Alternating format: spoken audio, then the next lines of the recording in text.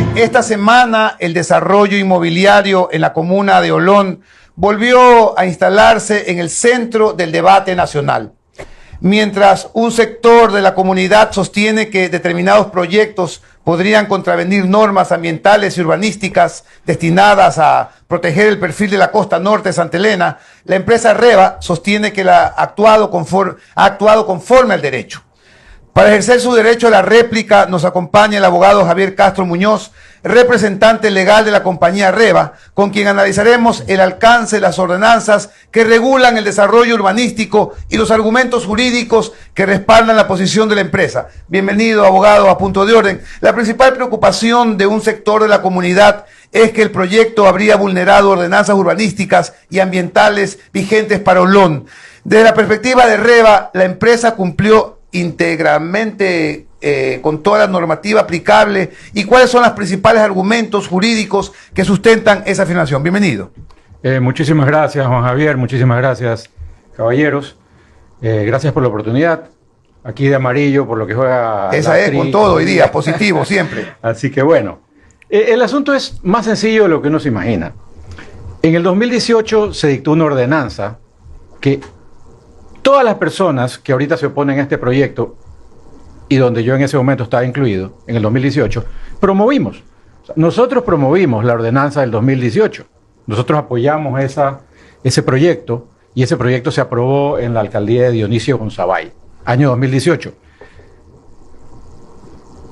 Listo. Nosotros pensábamos que no se podían construir edificios de más de 3 pisos. Mal enfocados. Más de 3 pisos. Ajá. Mal enfocados porque ese no es el problema. El número de pisos no es el problema. El problema es la densidad, los parqueos, los cuidados, las plantas de tratamiento, que las cosas se hagan bien. Pero en el 2020 cambió la alcaldía, vino Otto Vera, y Otto Vera dictó una nueva ordenanza en el 2020, que está aquí. Es la ordenanza ordenanza de planificación y desarrollo urbanístico y procedimiento de venta de lotes municipales de Santa Elena. Esa ordenanza, en el artículo 18, y no me tomo más de un minuto en esto, dice, artículo 18, desarrollo vertical. Con el fin de estimular el turismo, el desarrollo inmobiliario en el cantón y la generación de rentas municipales, se podrán construir edificios superiores a 5 pisos en todo el territorio cantonal. O sea, no es que la costa norte esté excluida, en todo el territorio cantonal, para lo cual deberán cumplir con estudio de suelo, especificaciones técnicas, normas ambientales correspondientes y de seguridad contra incendios, debiendo extenderse la correspondiente autorización por resolución motivada previo a la emisión del permiso inicial. Esta ordenanza, en la primera disposición general, al final, deroga la ordenanza anterior. ¿Ya? Con esto, nosotros no lo sabíamos, ¿ya? Pero esta es la ordenanza vigente desde el año 2020, ¿ya? Este proyecto no es un proyecto tirado ahí, no es un proyecto cualquiera, no es que van a levantar un edificio grande, mal hecho. Este proyecto lo diseñó Yanina Cabal, lo está construyendo Minutocorp, tiene permiso de construcción desde el año 2025, dado en base a esta ordenanza, que recién fue renovado, porque los permisos duran un año, fue renovado en mayo del 2026. Este proyecto, y te los he traído para dejártelos, tiene todo un sistema hidráulico de tratamiento de aguas servidas, con planta de tratamiento, y tiene todos los permisos ambientales. Aquí está el oficio del Consejo Provincial, ¿no es verdad?, donde aprueban el plan de cuidado ambiental. ¿Cuál es el estatus de la obra actual? La obra comenzó el año pasado, ¿ya? Y ese es el problema más bravo, digamos, de esta oposición a la obra. Porque el permiso de construcción es de junio del 2025. La obra en este momento, la obra en este momento está desarrollada en un 70% según Minutocorp. Porque es muchísimo más lo que está por debajo, los movimientos de tierra, los muros. O sea, es mucho más en dinero, en tiempo de desarrollo, que levantar las paredes. Ustedes han visto que las paredes se levantan rapidito. La obra está ahorita ya construyéndose las paredes del 3er piso. ¿Cuántos pisos son? 5. Es justamente mi pregunta, iba hacia allá. ¿Cómo se decide cuántos pisos puede tener un edificio según qué tan cerca de la playa está, con el tema que habló de las plantas de tratamiento, el ya acceso no a hay, parqueos? ya no hay una ordenanza que prohíba más de 3 pisos altos al pie del mar. Eso ya no existe. ¿Ya? Okay. Eso ya no existe. La ordenanza sobre eso derogó la anterior. Y sobre eso precisamente le quiero preguntar, ¿hay una disposición derogatoria dentro de la ordenanza nueva? Se la leo. ¿O sencillamente esta se asume que porque cubre todo el cantón la deroga? Yo sí es... A ver. Primera, disposición general. Las normativas de las ordenanzas municipales emitidas con anterioridad de la presente ordenanza, que no se opongan expresamente a la presente ordenanza, seguirán vigentes. Y aquellas que se opongan expresamente quedan derogadas. Okay. ¿Ya? O sea, claro, pero... he oído el criterio de que en la costa norte rige la otra ordenanza. Pero aquí esta ordenanza habla claramente en todo el territorio cantonal. Claro, o igual sea, sí se opone nuestra tarea como entrevistadores y hacerle las preguntas es poner un poco sobre la mesa lo que le podría decir la persona que no está de acuerdo con usted. Entonces, si nosotros hablamos del principio de especialidad que rige en el derecho, del que habló Guastini, Bobbio, etcétera, si es que nosotros hablamos de especialidad y de que hay una norma anterior que regula sobre un territorio específico, que es la costa norte, eso es un principio de especialidad territorial que también está reconocido en la doctrina.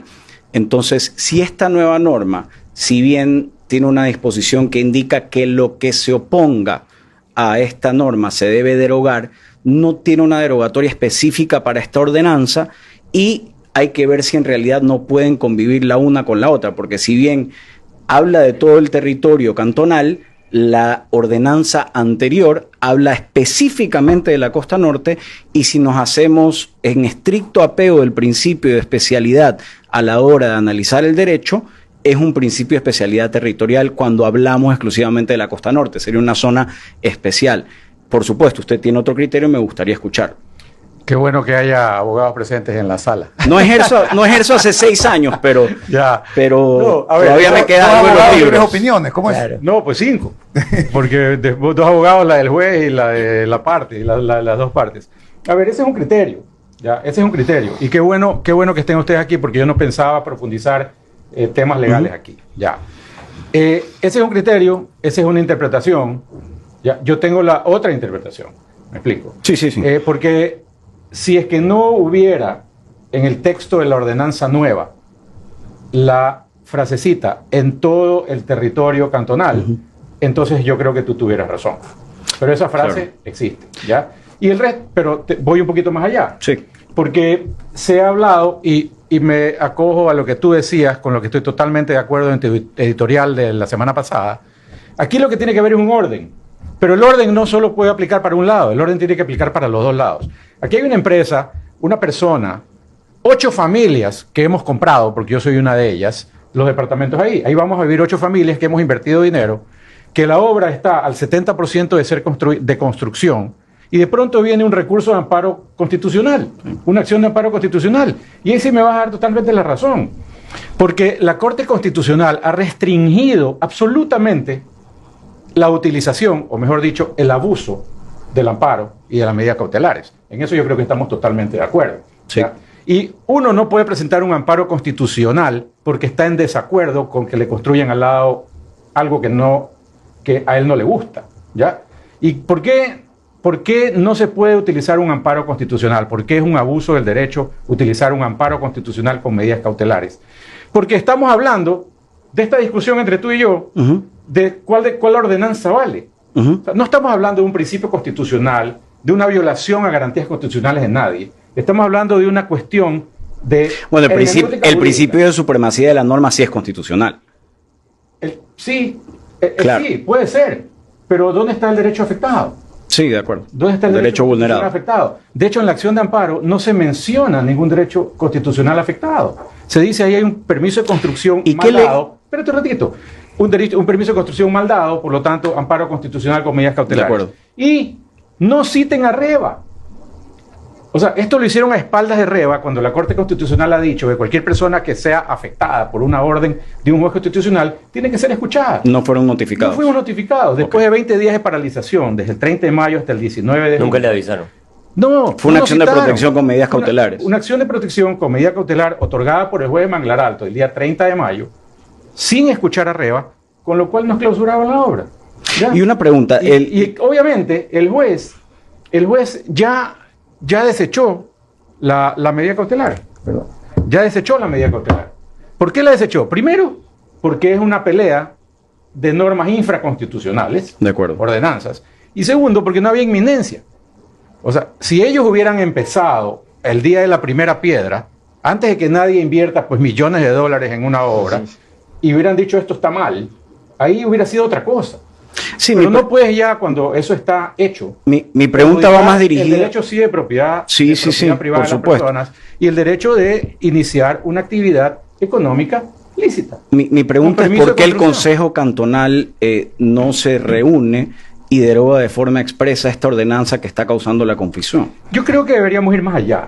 O sea, las personas que amamos Olón, yo he vivido en Olón mis últimos 15 años, justo conversaba con Juan Javier en el intermedio, acabo de vender mi casa, ya, porque la comuna de Olón se ha vuelto pues un ente... Y eso quisiera hablar después, cómo controlar las comunas, que son las dueñas ahora de las playas ecuatorianas. Y lograr ese equilibrio. Yo tengo algunas ideas y alguna información que dar. En todo caso, creo que estamos de acuerdo que la acción constitucional no era la forma. O sea, eso no, y que debieron ser notificados. Y que debieron ser notificados. Y aparte de eso, la medida cautelar tampoco era la forma, porque existen otros remedios legales en el Código Orgánico Administrativo que permiten medidas cautelares y que permiten remedios sin ir a un juez constitucional. O sea, todo el mundo quiere ir al juez constitucional porque es rapidito y te soluciona el problema, pero eso no es legal. Eso no es legal. Y lamentablemente yo he visto aquí muchos amigos queridos míos, que están de amicus curiae en esto, sin haberle consultado al abogado, a su abogado primero si se meten o no se meten. Ahí Javier, se encuentra cierta persona. ¿Cómo crees que debería encontrarse el equilibrio entre el derecho a promover inversión y desarrollo inmobiliario y la obligación de proteger el patrimonio ambiental, paisajístico y la calidad de vida de comunidades como Olón, San José, Curía? ¿Qué precedente podría dejar este proceso para futuros proyectos en la costa ecuatoriana? Mira, yo creo sinceramente que aquí, porque la ordenanza del 2018 era mala, no era técnicamente hecha. Y esta ordenanza del 2020 tampoco es buena, es mala. Porque habla inclusive de que el alcalde tiene pues libertad de aprobar proyectos, ¿ya? O sea, hay que hacer algo técnico. La respuesta es técnica, Juan Javier. Ahí hay muchos ingenieros, muchos desarrolladores, muchos constructores que aman la zona, que tienen sus inversiones ahí, sus casas ahí. Deberían ellos, no los abogados, bueno, los abogados podemos darle forma a las letras, digamos, ellos decir qué es lo que debería hacerse, ¿ya? ¿Qué es lo que está para bien? evitar este tipo de debates? No es la elevación. O sea, ¿qué tal si Reba, en vez de hacer un edificio de 5 pisos, hubiera hecho 20 casitas, cada una con su pocito séptico? ¿No fuera peor? Sin parqueo. ¿Me explico? Con 5 dormitorios cada casita, todas en planta baja. Entonces, no se oponía tampoco a la ordenanza del 2018. Y de eso no se trata. Se trata de que haya parqueos, de que haya la densidad apropiada. Aquí solo vamos a vivir 8 familias. Que todo lo ambiental, el alcantarillado no existe en la zona, pero planta de tratamiento, no es obligación poner una planta de tratamiento. Aquí hay una planta de tratamiento, hay energía solar, hay generador eléctrico. O sea, se ha hecho toda una infraestructura que a este proyecto lo hace único, ¿ya? Y por eso es que un proyecto único con toda esa inversión requiere un poquito más también de metraje cuadrado, porque si no, no salen los números. Así de sencillo. Entonces, ¿qué es lo que hay que hacer? O sea, ¿qué tal si mañana, allá atrás, se pegan 60 hectáreas, hermano, de vivienda popular? ¿A dónde va a salir toda esa gente a bañarse? ¿Ya? ¿Con qué inversión? Si la casa te cuesta $40,000, ¿con qué inversión van a poder hacer toda la infraestructura que se requiere? ¿Ya? Y no está más arriba de 5 pisos. O sea, no son los pisos. Ya pasó en la zona de Capaz eso. Ajá. Claro. O sea, el problema no es son que los pisos lo que... no son los pisos. No son los pisos. Porque siempre Es la repiten densidad, lo que yo hablé ese de ahí. la semana pasada. Sí, o sea, no es que a mayor cantidad de pisos, mayor cantidad de problemas, porque Así también es. se hablan de plantas de tratamiento, que si es que no tienes planta de tratamiento, acceso a parqueo, o sea, que quede claro ese punto también es... Está muy es- claro ese punto. Aquí está parqueo para todo el mundo. Inclusive tenemos parqueo en la bajada a la playa, parqueo para juguetes, digamos, para... Sí, yo creo que toda nuestra conversación es un mensaje a García al Consejo Cantonal también, de que sea más claro, de que derogue una ordenanza que está poniendo en duda los permisos, que está queriendo poner en duda los permisos que se han dado, para que el Consejo Cantonal especifique qué se puede hacer y qué no se puede hacer, pero siempre en pro de la comuna y de la gente que vive en Olón, ¿no? Yo lo que quiero dejar constancia, señores, es que ese edificio está absolutamente en orden, Juan Javier. Absolutamente. El mejor tipo de diseño, la mejor, bueno, no, de las mejores constructoras. ¿Me explico? Todo en orden, con todos los permisos, con todas las aprobaciones, con todos los planes ambientales, con todos los... Además se suspendieron las medidas, ¿verdad? Se suspendieron las medidas, inmediatamente comparecimos, porque el juez dijo, o sea, a ver, en la demanda se menciona 8 veces arreba. O sea, no solo es culpa del abogado del accionante haber dicho no citen a Reba y después haberse opuesto a que Reba participe en el proceso. No es culpa del abogado, es culpa del juez. Porque si el juez está dictando una medida que es contra un permiso municipal y contra el municipio, pero que le para la construcción a una compañía, tienen que citar a la compañía, tienen que escucharla. Y eso no hicieron. De acuerdo. Sí. Perdón. Vamos. Yo creo que deberíamos aprovechar esta oportunidad para que se junten las personas que saben. O sea, Al computador más técnico. en esa zona viven muchas personas que son muy inteligentes, que tienen buena fe, que tienen sus casas ahí hechas, que Pero, a se ver, quieren retirar a vivir allá. Claro, yo pensaba eso, pues. Yo soy parte de. Yo pensaba en eso, en los grandes terratenientes de la zona, en la gente que está preocupada de todas estas densidades, de los nuevos edificios. Yo creo que deberíamos reunirnos todos y tratar de hacer una especie de ordenanza, de regulaciones, pero ahí viene el municipio de Santa Elena y te tira una ordenanza nueva y te tira al tacho todo lo que has logrado en la zona. Pero hagamos el intento. Y otra Hagamos el cosa, intento. el tema, y bueno, ya se nos comió el tiempo, el tema de las comunas. Más adelante quisiera hablar contigo porque de este tema, cómo regular, cómo normar las comunas que son las dueñas ahora de las playas ecuatorianas. Claro, ¿Sabes que quién no andaba? te Da la dejan hacer gana. nada. ¿Sabes quién andaba ayer por Olón? ¿Quién? Yacu Pérez. Mira tú. ¿Sabes quién ha adiestrado a los comuneros? Pachacutic.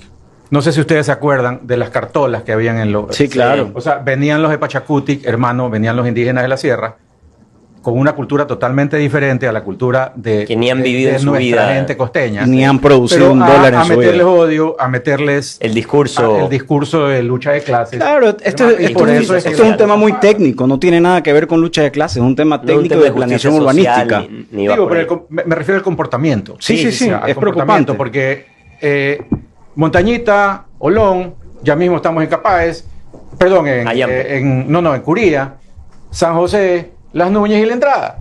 Y se acabó la costa norte. ¿Me explico? Así es. Entonces sí es terrible. Esa sí es una campaña angustia. yo la he prometido liderar y la voy a hacer. Bueno, hoy ejerció su derecho a la réplica el abogado Javier Castro Muñoz, representante legal de la compañía Reba. Escuchamos sus argumentos jurídicos, analizamos el alcance de las ordenanzas, dimos el espacio que cualquier proceso democrático exige. Eso es lo correcto. Eso es lo que este espacio siempre ha hecho y seguirá haciendo. Pero hay algo que ninguna réplica cambia, ningún argumento legal modifica, ninguna posición jurídica desplaza. La costa norte de Santa Elena, Olón, Curía, San José, La Entrada, es un territorio privilegiado que pertenece a todos. No solo a quienes invierten en él, también a quienes lo habitan, a quienes lo visitan y a quienes simplemente lo aman, como nosotros. Los que amamos ese rincón del Ecuador, no pedimos que no haya desarrollo, pedimos que el desarrollo respete las normas, que la densidad poblacional sea adecuada, que haya tratamiento de aguas, que la canalización funcione, que el entorno natural no pague el precio de la ambición de unos pocos. Si los grandes promotores consideran que las regulaciones actuales son insuficientes o desactualizadas, tienen todo el derecho de decirlo. Que socialicen sus propuestas, que abran el debate con transparencia y con todos sentados en la mesa. Me incluyo. No que construyan primero y expliquen después. porque la seguridad jurídica que invocan los inversionistas también la invocamos los ciudadanos. La misma ley que protege a la inversión protege la